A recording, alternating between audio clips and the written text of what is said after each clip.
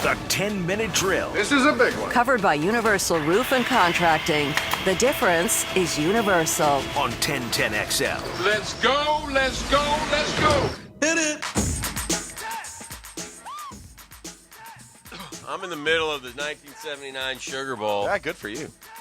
I've got no time. I'm watching Alabama and Penn State right now do battle. What a battle. Spoiler alert, they're not going to score.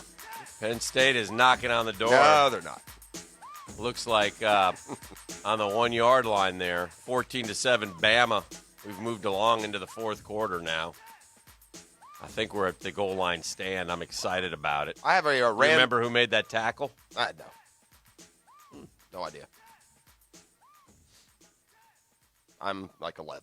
I'm not sure I recall the personalities. I remember the game being on, the old boring Sugar Bowl. Every year was like 14-7. Two teams combined to run the ball 85 times. Great football. I love the modern version of football compared to the one we grew up on. That's for sure. I love football. All right, on the heels of FSU got a slap in the face right out of the gates. It's not that they lost their opener in a conference matchup against Pitt. It's that Pitt is terrible, Dan. Pitt beat them last year. Pitt won 3 games last year. I remember, didn't they? I don't know. That would have been their marquee win since they won 3 in conference last year. None in conference. I'm wrong. They had an offer in conference 2 years ago. They won 7 conference games in the last 3 years. FSU opened there last night, had a 9-point lead with about 8 minutes to go, and lost the basketball game. What genius in the ACC decided to have They're all conference doing it. games? There's a bunch of them. I know. Jim Boeheim was miffed after Syracuse scored 34 against Virginia. Virginia plays that defense, and he said, "This is ridiculous. It's a money grab, and why are they doing it?" And I'm wondering. I don't understand what is. I don't know. I don't understand a positive or a negative out of it. I mean, I wouldn't care. I wouldn't care if they did. I guess these coaches would like to have some warm-up games to feel like you're playing your best.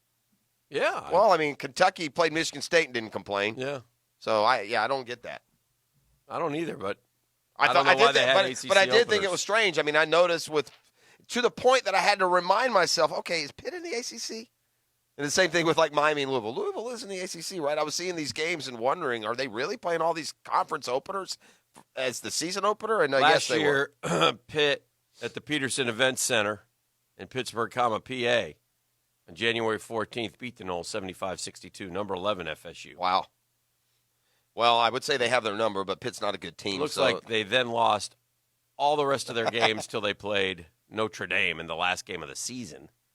Then they beat BC in the tournament and lost to Syracuse. Is Pitt the school that went? Who's the coach there? Capel? Yeah, Capel. Capel?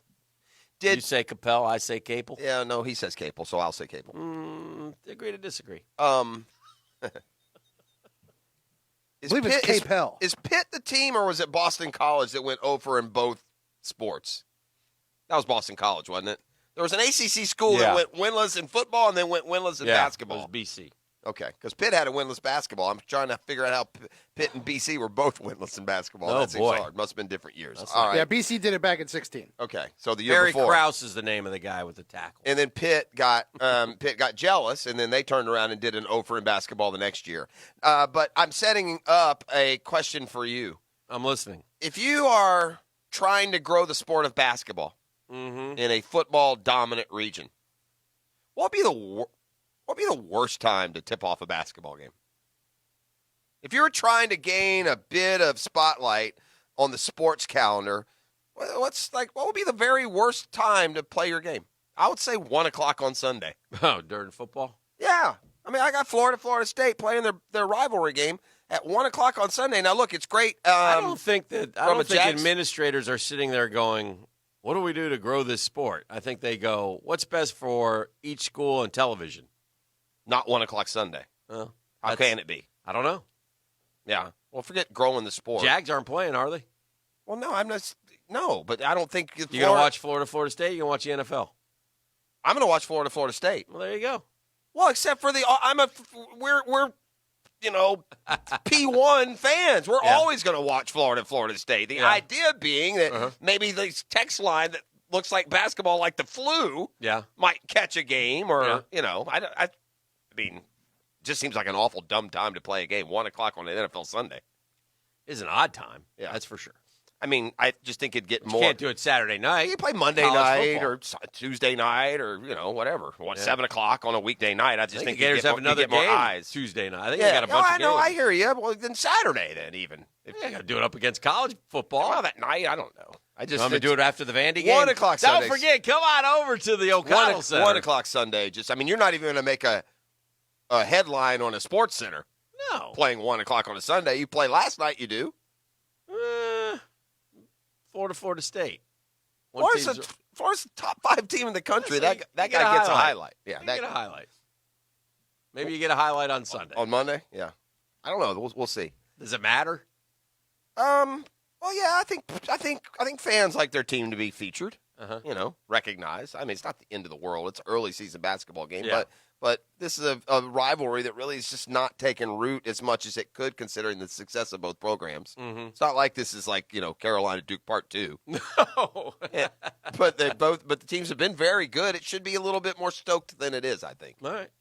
Like I liked back in the old days. They'd play it like on the Friday night before the football game. Why not do that? We have a game already that night?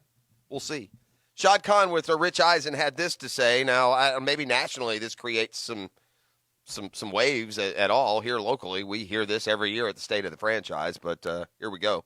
The idea of maybe having a regular team in London is tough for me to wrap my arms and mind around. I'm wondering, what about you? Personally, in my humble opinion, I don't think it's anywhere near close to that. We don't want to have more games than there's really organic demand for. And there's no plans for you to just move your team to London? Well, I think no. There are no plans for us to move the team to London. Well, I think that's a positive for Shad Khan. There's the one. In fact, can you hang up on the I think no? Or, I mean, Spanos threw BS and F-bombs and everything else. And Come on. I think that him saying that he has a hard time envisioning a team in London is interesting, and I think that might be different. I'd have to go back and look, but I think Shad Khan's always been a proponent of having a team in London one day, hasn't he? I don't know. I think he I has. think he probably was a bigger proponent if he owned the stadium. So, I mean, I think part of the plan here got a little bit stunted when I think the overall vision of buying Wembley, which Shad tried to do, and then it didn't happen, and it could happen again later down. He's got a lot bigger interest in football in London if he owns Wembley Stadium. yeah. Because then you can keep your team here and you're still making a revenue. Now you would be just as soon play that road game because you're recognizing the profits from it, or at least more than a normal road game. I don't think there's anything. I'll say this about Shad Khan. He has pretty much stayed true to his deal the whole time here and has said he's not moving the team to London now. If they had another game, obviously, people would be disappointed, but That's putting it mildly. it is what it is, Well, it is what it is at this point. I don't know. I mean, anyway, we'll see what happens with that going forward. But yeah, I think that was pretty. What's the term? Status quo. Yeah, For standard. Shad Khan? Yeah, that's what he's like. Again, it's Not quid pro quo. nothing alike. Zero to do Yeah, with quid yeah. pro quo. Absolutely nothing. Just so we're clear. Yeah, Status quo. correct. I know you want to break down. I know you're desperate here as we wrap this up to break down the president's picks by Captain Ernie Els. So I wanted to get your thoughts. No, I missed that yesterday. I'll have no thoughts on that. Zero thought. Yeah, I don't. The internationals can all go to hockey sticks. No I'm comment at true all? blue American. Whoever Tiger is Tiger going to pick Tiger is the only question I have about the. I thought Ernie did a wonderful job Did in he? making his picks. I Nice. thought he went with some youth. Who's your favorite? I know you pull for the internationals every year. So who's your favorite this year? Sanjay M. Sanjay M. I thought Sanjay was Did an he excellent make the pick. squad? Yeah. That's kind of a wild card. Sanjay M's been very Yeah. consistently good. But under the radar yet still. Yes. Yeah. As a rookie. Wow. Yeah. And then you add, Jay Day and some other youth like Hideki Matsuyama. Joe Neiman. Joe Neiman. Yeah. Yeah. Joaquin or Joachim or Joachim. We call him Joaquin, but You do?